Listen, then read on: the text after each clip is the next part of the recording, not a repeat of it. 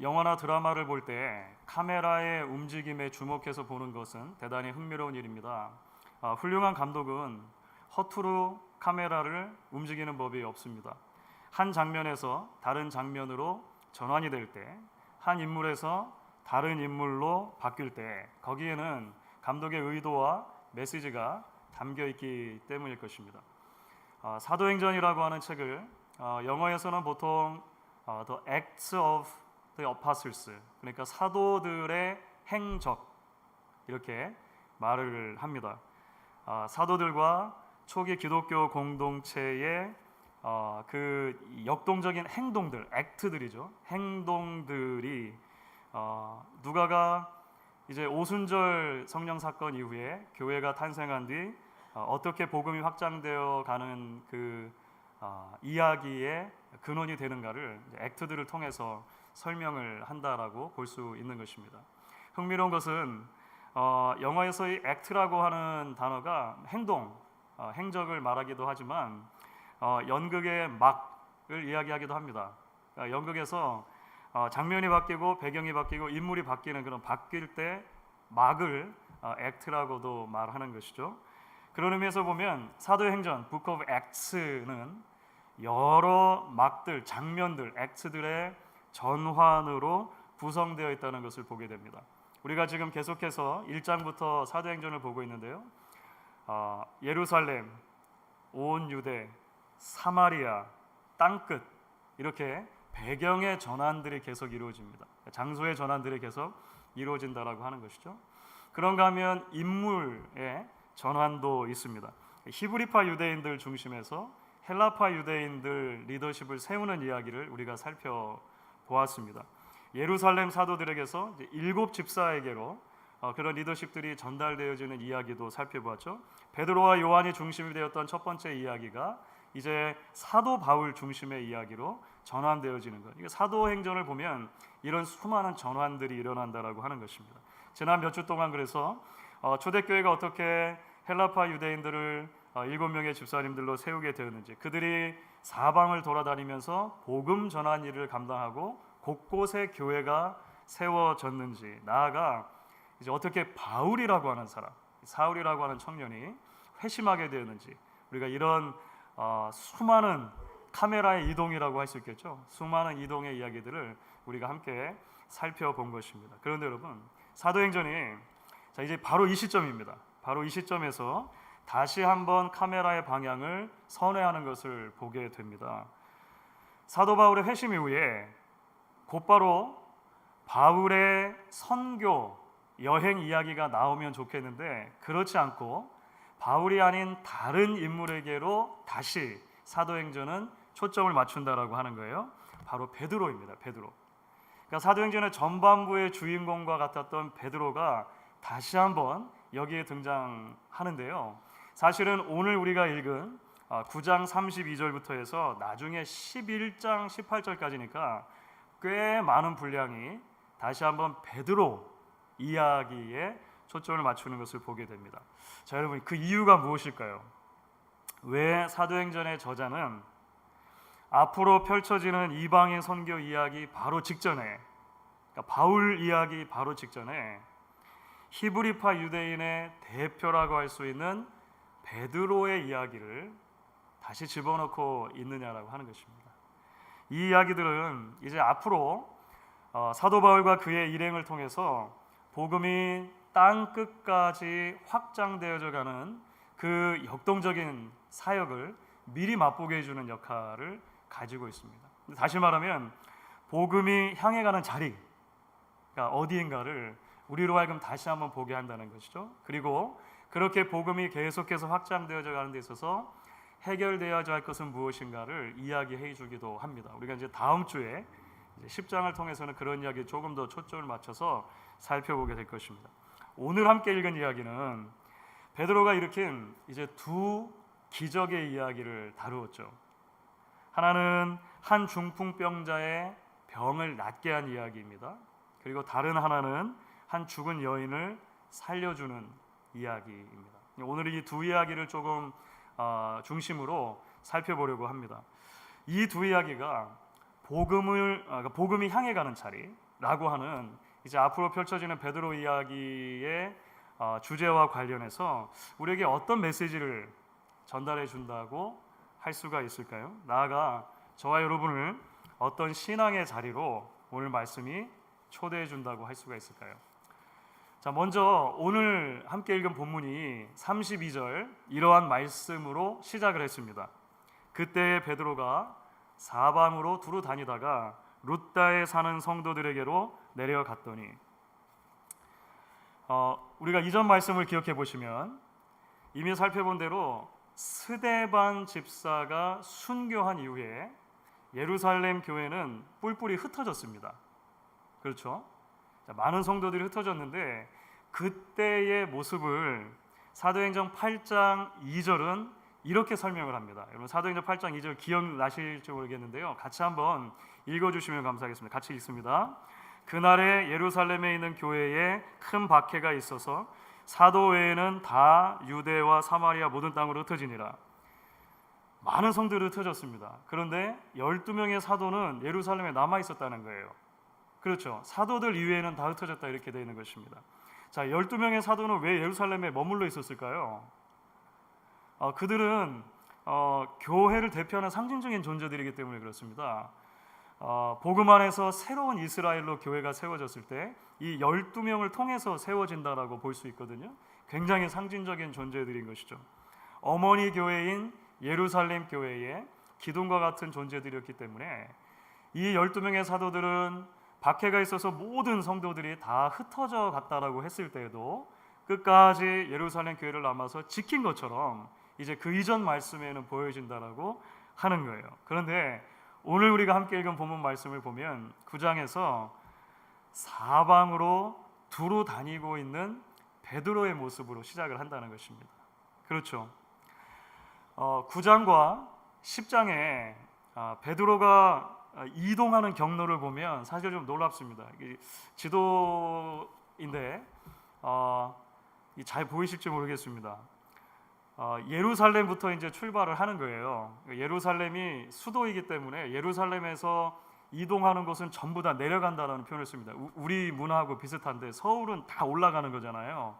그러니까 유대인들도 예루살렘에서 이동하면 다 내려가는 거예요. 오늘 이제 처음 등장하는 곳이 룻다라고 하는 곳으로 내려갔다 이렇게 돼 있죠. 사실 룻다는 더 북쪽에 있습니다. 서북쪽으로 예루살렘에서 한 25마일 정도가 떨어진 곳이에요. 거기서 두 번째 기적의 장소는 욥바이죠. 욥바. 한 10마일 정도 더 북서쪽으로 떨어져 있는 욥바로 이동을 합니다. 그리고 나서 나중에 이제 사도행전 10장을 보시면 가이사랴까지 베드로가 이동하거든요. 가이사랴는 욥바에서도 북쪽으로 한 30마일 정도 떨어져 있는 굉장히 긴 거리이죠. 이 거리를 베드로가 여행에 가고 있는 모습이 오늘 말씀 가운데 이제 처음으로 소개가 되는 것입니다. 사랑하는 여러분, 사실 이 대목을 읽으면서 가슴이 조금 뜨거워집니다. 그리고 베드로가 누구입니까?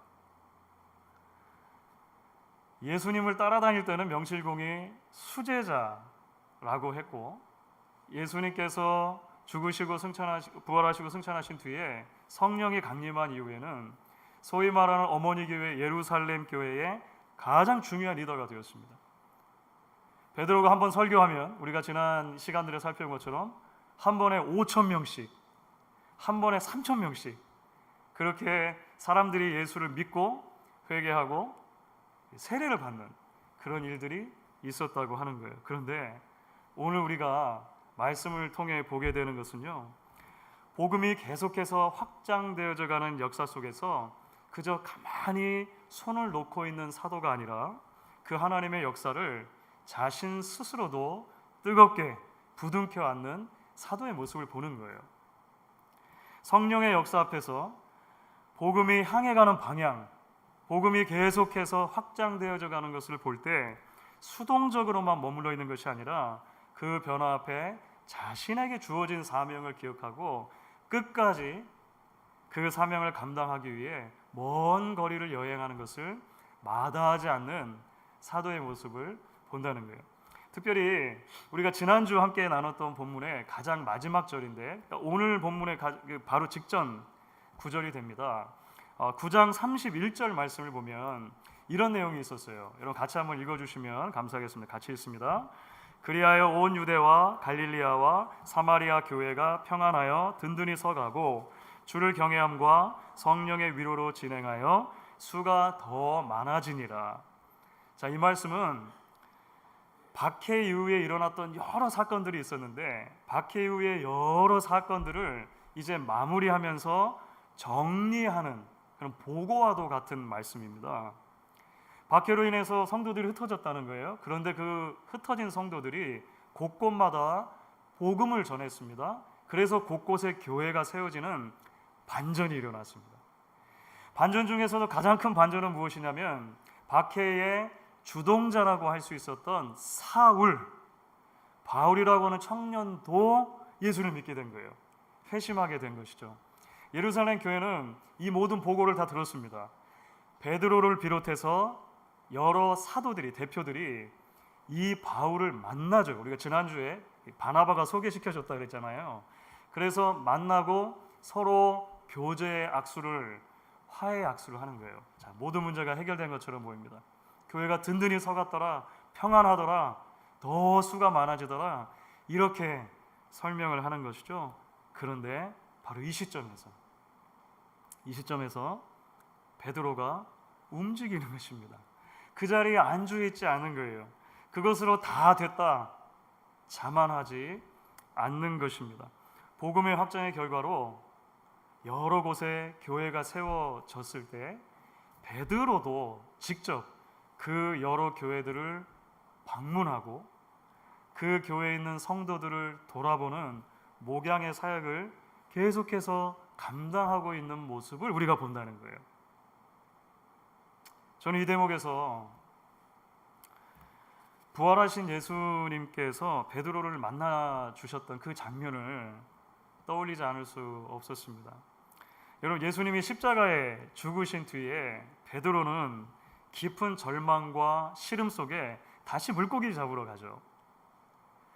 밤새 수고해도 한 마리도 잡지 못한 상태에 있는 그 베드로를 부활하신 예수님이 직접 찾아가 주십니다. 예수님이 직접 베드로에게 가신 거예요. 예수님이 잡히시던 날 밤 베드로는 주님을 모른다고 3번이나 부인했습니다. 저주하며. 예수님은 3번 베드로에게 질문하세요. 내가 나를 사랑하느냐? 예수님께서 베드로를 정말 사랑하지 않으셨다면 물을 수 없는 질문이죠. 베드로 그걸 알았습니다. 그래서 베드로는 이렇게 답을 하는 거예요. 내가 주님을 사랑하는 줄 주께서 아십니다. 여러분들 참 놀랍습니다. 3번 베드로가 똑같이 내가 주님을 사랑하는 줄 주께서 아십니다라고 말했을 때 예수님께서 베드로에게 뭐라고 말씀하셨는지 기억나십니까? 내 어린 양을 먹이라, 내 양을 치라, 내 양을 먹이라 라고 하는 말씀이었습니다.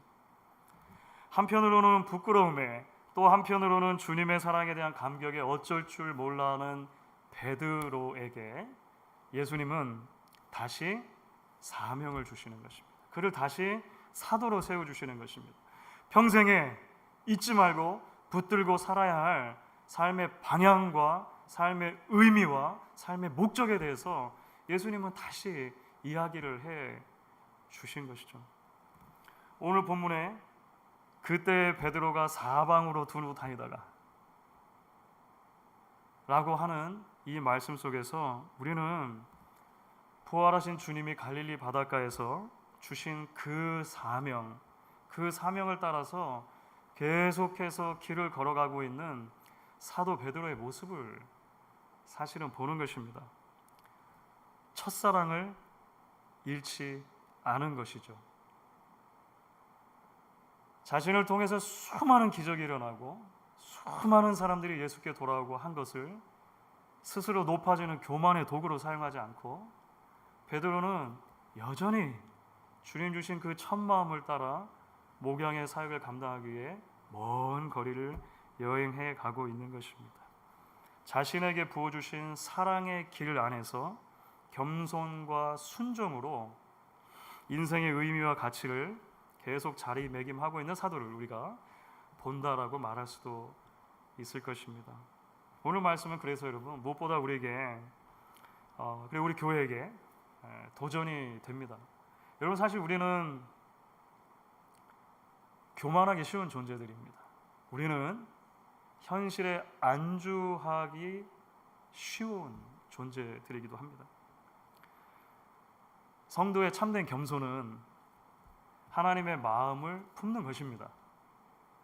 하나님의 시선이 향하는 곳에 나의 시선이 향하고 하나님의 발걸음이 머무는 곳에 나의 발걸음이 머무는 것이 여러분 참 순종이고 헌신입니다. 교회도 마찬가지죠. 교회도 시간이 지나게 되면 현실에 안주하고 싶은 그런 경향들이 생기곤 합니다. 교회도 교만해질 수 있습니다. 첫사랑을 잃지 않는 것이 겸손입니다. 그래서 요한계시록 2장에 에베소 교회에게 7교회 중에 첫 교회죠.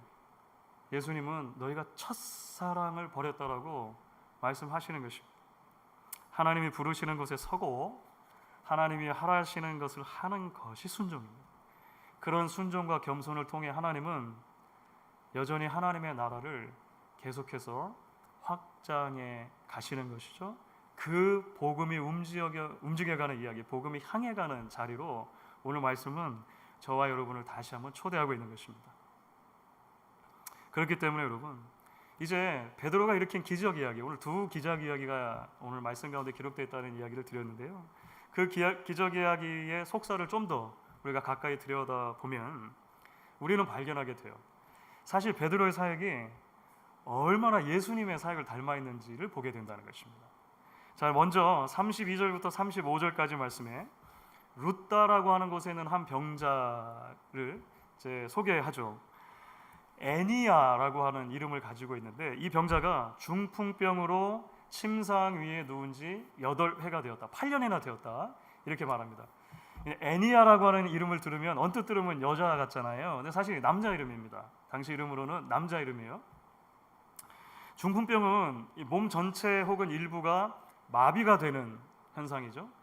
그래서 예수님 당시를 보면 결과적으로 놓고 보면 장애와 거의 비슷하게 여겨졌습니다. 장애를 가지게 되는 것과 마찬가지 그 결과를 낳게 되는 거예요. 그러니까 8년 동안 중풍병으로 침상 위에 누워 있었다는 것은 8년 동안이나 장애를 가지고 아무 일도 하지 못했다는 것입니다. 그만큼 소외된 자리, 그만큼 사회 변두리로 밀려난 자리에 있었던 한 사람의 이야기를 말하는 거예요. 그런데 34절을 보십시오. 34절입니다. 여러분 같이 한번 읽겠습니다. 베드로가 이르되 애니야야 예수 그리스도께서 너를 낫게 하시니 일어나 내 자리를 정돈하라 한데 곧 일어나니. 여러분 이 말씀을 읽으시면서 혹시 복음서의 어떤 대목이 떠오르지 않으십니까? 이 말씀은 사실 복음서에 예수님께서 한 중풍병자를 낫게 하시는 이야기를 너무 닮아 있습니다.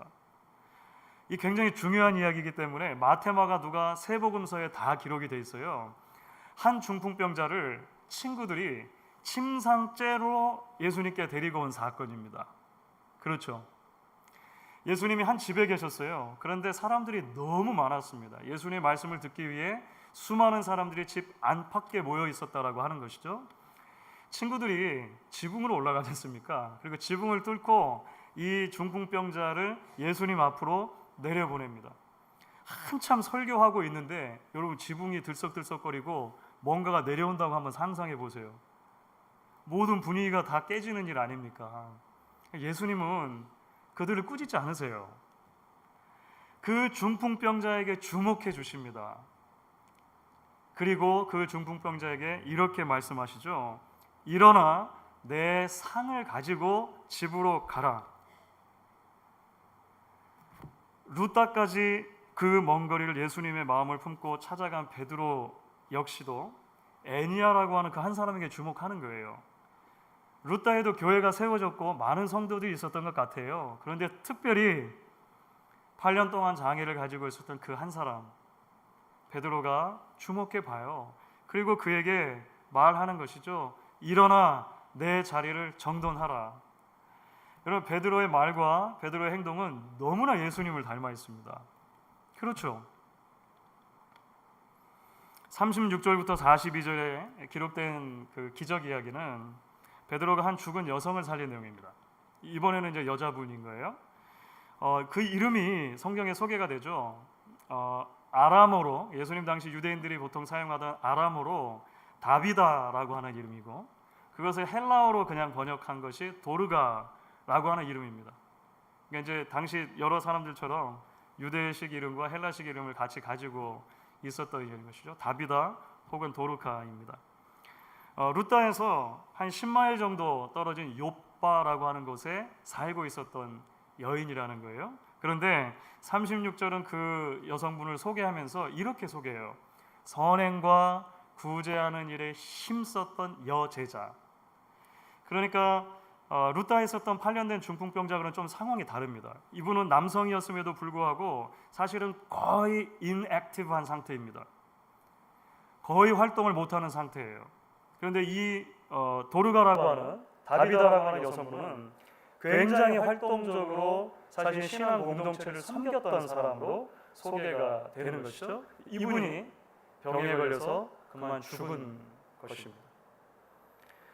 요바에 있는 여러 성도들이 루다 얼마 멀지 않은 한 10마일 정도 떨어진 곳에 베드로가 왔다는 소식을 들은 것이죠. 사람을 보냅니다. 베드로가 지체하지 않아요. 이 요바에 필요한 어떤 죽은 여인이 있다는 이야기를 듣고 나서 이 사람들과 함께 지체하지 않고 곧장 이 요바까지 가는 모습을 보게 됩니다. 베드로가 다비다를 살린 이 이야기가 사실은 마찬가지로 복음서의 어떤 이야기를 우리에게 떠오르게 합니다. 회당장 야이로의 딸을 살린 이야기예요. 마찬가지로 이것도 너무나 중요한 이야기여가지고 마테마가 누가복음에 다 등장합니다. 이때도 예수님께서 수많은 군중들과 함께 길을 가고 계셨어요. 수많은 군중들의 이제 에워싸이신 것이죠.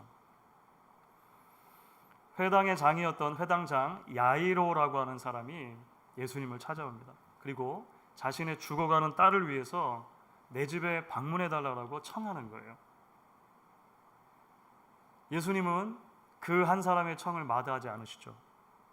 그와 함께 집으로 향해 가십니다. 그러니까 욥바를 향해 가는, 필요하다라는 이야기를 듣고 욥바를 향해 가는 베드로의 발걸음은 예수님 발걸음을 많이 닮아 있는 것이죠. 뿐만 아닙니다. 예수님께서 죽은 회당장 야이로의 딸을 살리신 사건, 예수님이 이제 도착하셨을 때는 딸이 이미 죽은 상태였거든요. 그 딸을 고쳐주시는 장면도 베드로가 이 다비다를 살려내는 장면과 너무나 흡사한 것을 보게 됩니다. 예수님이 야이로의 집에 도착하시고 나서 성경을 보면 주변의 사람들을 다 나가라고 했다라고 돼 있어요. 오늘 베드로를 보면 다락방에 다비다의 시신이 있었고 여러 과부들이 함께 와서 그 자리를 지키고 있었는데 다 나가라고 하죠. 그렇죠. 그리고 예수님께서 그 소녀를 향해서 소녀야 일어나라 이렇게 말씀하셔서 소녀가 살아났거든요. 베드로는 다비다야 일어나라 이렇게 오늘 보면 이야기를 합니다. 마가복음은 사실 이제 예수님께서 사용하셨던 언어인 아람어를 그대로 실어놓고 있어요. 그것이 그 유명한 달리다굼입니다. 달리다굼. 달리타 쿰 하면 아람어로 소녀야 일어나라 이런 말입니다. 그래서 어떤 주석가들은 베드로도 주 언어는 아람어였을 것이기 때문에 성경에 기록되어지는 않지만 아마 이렇게 말했을 것이다. 다비다 쿰. 그러니까 달리타 쿰하고 다비다 쿰은 알파벳 하나 차이만 있어요. 굉장히 비슷한 표현이에요. 그렇게 되면 이런 이야기에 주목하는 주석가들도 있는 것이죠. 사랑하는 여러분, 우리가 결국 이런 이야기들을 통해 보는 것은 무엇입니까? 복음이 향하는 자리들을 사도행전은 계속해서 주목해 본다는 것을 우리가 보게 됩니다. 그리고 그렇게 확장되어 가는 복음 이야기에서 우리가 발견하는 것은 무엇이냐면 결국 하나님의 마음인 것입니다. 예수 그리스도의 시선인 것입니다. 성령의 움직이심인 것이죠. 하나님의 마음은 유대인들에게만 또는 어떤 특정 그룹에게만 머물러 있는 것이 아닙니다. 예수님의 시선은 히브리파에게만 머물러 있는 것이 아니었습니다. 성령의 부어지심은 예루살렘에 있는 교회만 일어난 것이 아니었다라고 하는 것이죠. 예루살렘, 온 유대, 사마리아, 땅끝 모두가 다 성부, 성자, 성령 하나님의 마음이 머무는 자리들이었다라고 하는 것입니다. 복음은 그야말로 각처에 있는 소외된 사람들, 연약한 사람들, 구원이 필요한 사람들에게 뻗어가는 것이죠. 그래서 복음의 확장이 일어날 때 그 예수님의 마음을 품은 사람들, 그 복음이 향해 가는 자리에 기꺼이 나도 동참했던 사람들을 통해서 사도행전의 이야기는 계속 써내려져 가는 것입니다. 그런데 여러분 아십니까? 바로 그것이 저와 여러분이 예수를 믿게 된 이유이기도 합니다. 배경이기도 합니다. 누군가가 예수의 발자취를 따라서 우리에게로 왔기 때문에 우리도 복음을 듣고 예수를 믿게 된 것입니다. 누군가 복음이 향해 가는 그 자리를 따라와서 우리들에게 일어나 내 자리를 정돈하라, 사랑하는 자여 일어나라 했기 때문에 우리에게도 새 생명의 놀라운 역사가 일어났던 것입니다. 그러므로 오늘 말씀은 저와 여러분 모두를 그 복음이 향하는 자리로 초대한다고 말할 수 있을 것입니다. 예수님의 심장으로 다시 한번 주위를 바라보라고 하시는 거죠. 예수님의 관심으로 이웃과 이 시대를 바라보라 하십니다. 복음이 향해 가는 곳에 겸손함과 순종함으로 성령을 따라 함께 움직여가는 역동적인 삶으로 우리를 부르고 있는 것입니다. 우리를 통해 하나님 나라 확장의 이야기를 계속해서 써가실 하나님의 능력을 확신하면서 매일 우리에게 주신 생의 걸음을 겸손함과 순종함 가운데 한 걸음 한 걸음 걸어갈 수 있는 저와 여러분 되실 수 있기를 주의 이름으로 축원하겠습니다. 아멘.